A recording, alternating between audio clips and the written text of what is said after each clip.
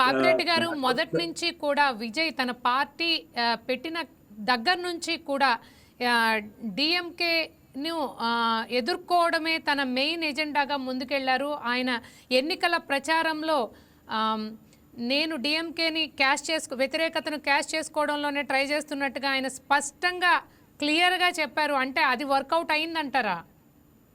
తప్పకుండా తప్పకుండా మేడం. ఎందుకు వర్కౌట్ అయిందంటే ఇప్పుడు స్టాలిన్‌ది anti government, anti incumbency factor ఉంటది ఒకటి. తర్వాత ఒకటేందంటే ఈ టీవీకేది కూడా బేస్ ఒకటే. అంటే ఈ విషయాలు ఏ విషయాలైతే డీఎంకే మాట్లాడుతున్నదో ఈ రాజకీయాలలో అదే విషయాలు టీవీకే మాట్లాడింది. కానీ టీవీకేలో జరిగిన మార్పు ఏందంటే ఒకటేమో టీవీకేకు సోషల్ ఇది ఇంజినీరింగ్ అంటే నేను సామాజిక న్యాయం చేస్తా అని అంబేద్కర్ ముందుకు తీసుకురావడం ఒకటి. రెండోది ఏంటంటే విజయ్ కూడా సినీ ఫాలోయింగ్ బాగా ఉండడం. అక్కడ తమిళనాడులో సినిమాల యొక్క ఇన్ఫ్లుయెన్స్ ఏ రాష్ట్రంలో లేనంత ఎక్కువగా ఒక తమిళనాడులో ఉంటుంది. ఆ సినీ ఇన్ఫ్లుయెన్స్ కూడా కొంత పనిచేసింది.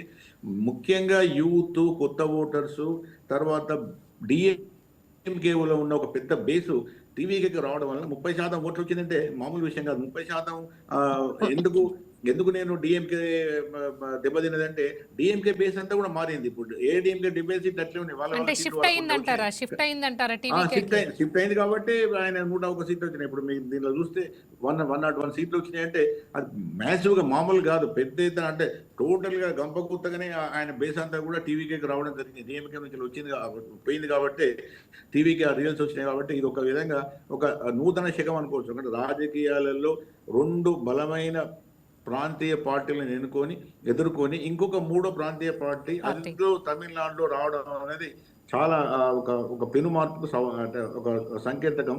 ఈ సంకేతకంలో ఒకవేళ విజయ్ గారు కూడా మళ్ళీ ఎంజీ రామచంద్రన్ లెక్క ఒక మంచి పరిపాలన ఇవ్వగలిగి ప్రజల వైపు ఉండి ప్రజల పక్షాన బాగా చేయగలిగితే ఆ పార్టీ కానీ ప్రభుత్వం కానీ నిలబడుకుంటుంది. అయితే ఇప్పుడు మనకున్న ఇంట్రెస్టింగ్ క్వశ్చన్ ఏంటంటే ఇప్పుడు 118 నుంచి 120 సీట్లు వస్తే దాదాపు 118 రావాలి.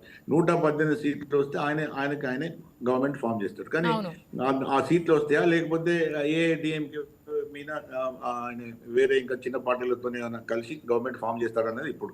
ఒకవేళ మొత్తం అంతిమంగా అన్ని రౌండ్స్ రిజల్ట్స్ వచ్చిన తర్వాత ఒకవేళ క్లియర్ గా ఎందుకంటే 1 or 2 పెరుగుతున్నది ఆయనకు, అది ఒకవేళ అది 118 సీట్ల వరకు వచ్చి ఉంటే ఆయనే ఆ గవర్నమెంట్ ఫామ్ చేస్తారు కాబట్టి అది సుస్థిరంగా ఉంటుంది. అది ఒక పెద్ద విప్లవం. నా ఉద్దేశంలో తమిళనాడులో గొప్ప విప్లవం. అది విప్లవం ఎంత విప్లవం అంటున్నానంటే 2 బలమైన ప్రాంతీయ పార్టీలు దాదాపుగా 50 సంవత్సరాలు తమిళనాడును అయితే డిఎంకే లేకపోతే ఏఐడిఎంకే ఈ 2 పరిపాలించినాయి. కానీ ఇప్పుడు మొట్టమొదటిసారిగా 3వ పార్టీగా మొదటిసారిగా రాజకీయాలకు ప్రవేశించి అధికారాన్ని చేపట్టడం, 2 పార్టీలను కూడా ఢీకొని వాటిని తోసిరాజని రావడం అన్నది నా ఉద్దేశంలో రాజకీయ విశ్లేషణ ఇది ఒక సామాజిక మార్పుకు సంకేతం. అంటే ప్రజలు ఏం కోరుకుంటున్నారు, ప్రజలు మంచి పరిపాలన, మెజార్టీ ప్రజలు బీద ప్రజలు కాబట్టి పేద ప్రజలు కాబట్టి వాళ్ళకి ఎవరు మంచి చేస్తామంటే వాళ్ళకి ఓట్లు వేయడానికి సిద్ధంగా ఉన్నారు అనేది ఎలక్షన్స్ ప్రూవ్ చేస్తున్నాయి. ఎందుకంటే విజయ్కి పెద్దగా అంతకుముందే బ్యాక్గ్రౌండ్ లేదు, లేకపోతే రాజకీయ నాయకుడు కాదు.